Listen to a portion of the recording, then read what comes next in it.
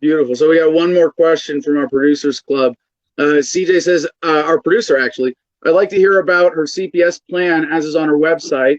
And this is important to us because, we talk a lot on Adam versus the Man about victims of family law.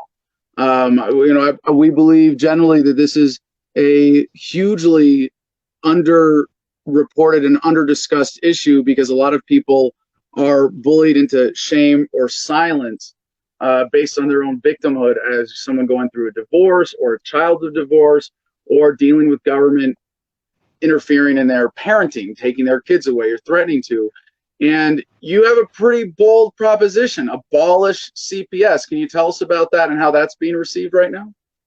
I do. I actually wrote that legislation myself and the help of other advocates as well. But most of the legislation I actually wrote last year. And it was actually brought to the legislative table. Just due to Corona, it did not get to complete itself through the legislative cycle. My work with Families United Action Network, and I've been their executive director for the past 5 years. That is what we do. We are family law reform advocates.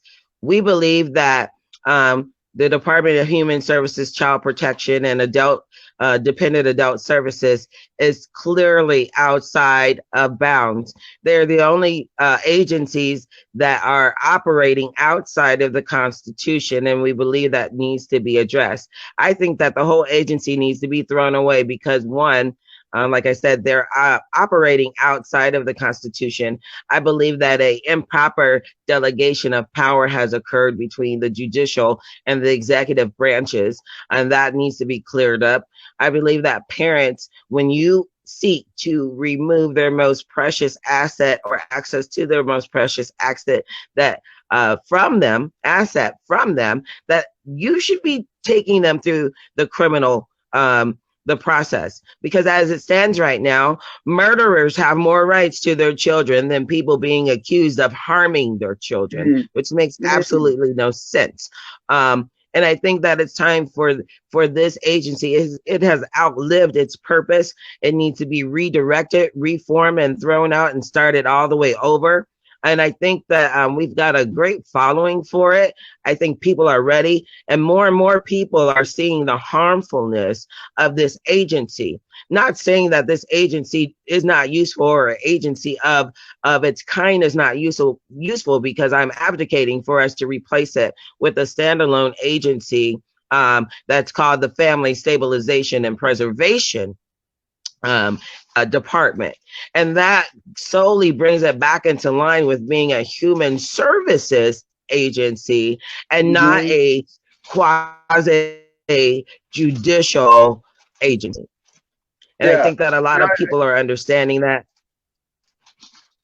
Yeah, so a lot of libertarians might be triggered by create a new government agency, but I just want to point out that when you're fighting to make real change happen in your communities, and you're making the case to abolish an agency of the state government entirely, to say there's nothing to stop us from recreating it, but let's admit right now it's doing more harm than good, and especially for something that affects so many Americans who are afraid to talk about the issue, these issues with family law. I am so glad to hear that you have found a pragmatic angle that is going to allow you to change policy when elected, possibly in a really huge, meaningful way. So Toya, you got a great website. Our producer CJ got that up on screen. Toya, the number 4, Iowa.org. Beautiful website, I must say, very well put together. We're coming into the home stretch. It's 2 weeks to go. So finally, what can people do aside from going to your website and signing up and donating? How can people contact you and hook up with you and help you out in the home stretch of your campaign right now? So first, what you can do is you can go to Toya for Iowa on Facebook. That's where I'm most active.